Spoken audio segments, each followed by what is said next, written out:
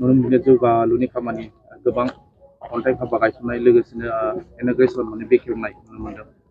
थारैनो नोंथाङा बे थासारिखौ नुनानै रायजोफोरनो मा मिथियो? जोबोर गोजोननाय मोनदों। जों नुदों आवगायनि समफोराव जेनेखि खाम्फायासो सिगांमोन ओमफ्राय बिनि उनावसो सेंसन। दानिया नुदों जोङो मोनसे सोलायनायखौ जे अन्थाइ खाम्फायासो बेखेवग्रोनाय बिनि सेंसन जाग्रोनानैसो बिनि उनाव अन्थाइ खाम्फा बेखेवनाय। दा बेवहाय जों एसे पार्थक्यखौ नुदों। गोबां बेबायदिनो माखासे गोदोसोनानैबो थाबोबाय जेखौ इन'ग्रेसन खालामनाय। दानिया जोंना नैबे टटेलि बियो सेंसन जाग्रोखानानैसो फैनानैसो बे खालामनाय। दा बेवहाय खुनु सन्देह गैया। दिनै बे जावलियाबारि टु आथियाबारि बा दतुपुरनिफ्राय मोनसे लामा बेयो बिराद गोदोसोनायमोन। दिनै बेखौ प्रधान मन्त्रि पकिपद आसनिजों दिनै बानायनाय जाबाय।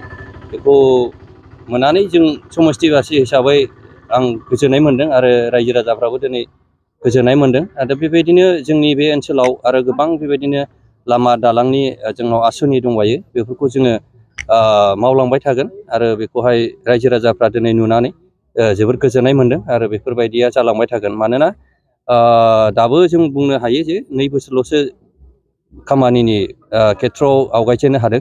दा बेयावनो गोबां रोखोमनि लामा दालां बान्दोखौहाय आखायाव लानायखौ जोङो दिनैहाय रायजोफोरनि गेजेराव फिथा हानायनि गेजेरजों जों प्रकास खालामनो हादों।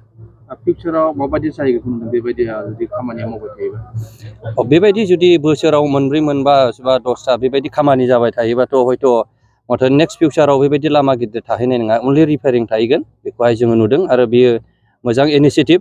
जेरै चिफ मिनिस्टार जोंनि मानगोनां हेमन्त बिश्व शर्मा सारनि नेतृत्व जेरै प्रधान मन्त्रि पकिपद आसनि लानानै आरो गुडविल आसनि लानानै बेबायदि लामाखौ फोजोबस्रांनायनि आरो बे जोंनि जेनाखि आसाम बेखौहाय मोनसे जौगानाय देशजों बेबायदि लांफानो गोसो आरो बे खामानिखौ जोङो नुनो मोनदों। आरो बे जौगालु मुगायाव जों दा जोंनि बे ओनसोलावबो जोङो जौगानायखौ नुनो मोनदों।